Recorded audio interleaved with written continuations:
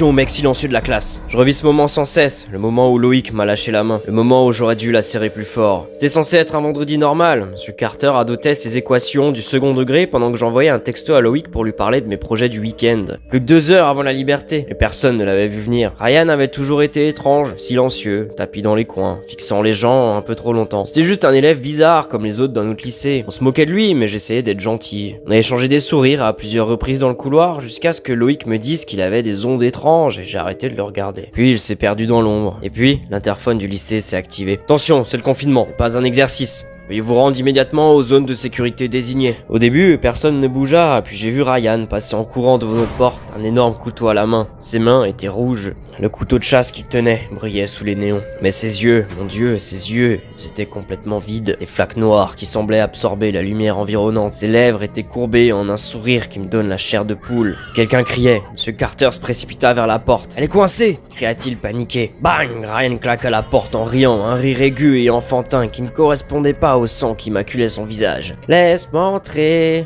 chanta-t-il d'une voix chantante comme une comptine tordue. « Laisse-moi entrer, je vous fais sauter vos jolies petites têtes. » Loïc me saisit le bras. « Noah, aide-moi !» hurla-t-il en traînant un lourd bureau vers la porte. Nous le claquâmes contre la chambranle juste au moment où le couteau de Ryan se glissa dans l'entrebâillement, manquant un peu de mon œil. « Je sens ta peur, Noah, chérie. » Ryan renifla par l'entrebâillement, inspirant profondément. « C'est délicieux. » Son œil était collé à la petite fenêtre de la porte, injecté de sang et immobile. Je me suis entraîné pour ce jour, Noah. Les autres n'ont pas assez crié, mais je sais que toi, tu vas hurler. Un frisson parcourut l'échine tandis que sa langue sortait, léchant le sang de ses lèvres. Soudain, on entenda des cris dans le couloir. Les profs et la sécurité se précipitèrent, distrayant momentanément le monstre. Ryan recula, penchant la tête comme un animal curieux. « Cache, cache !»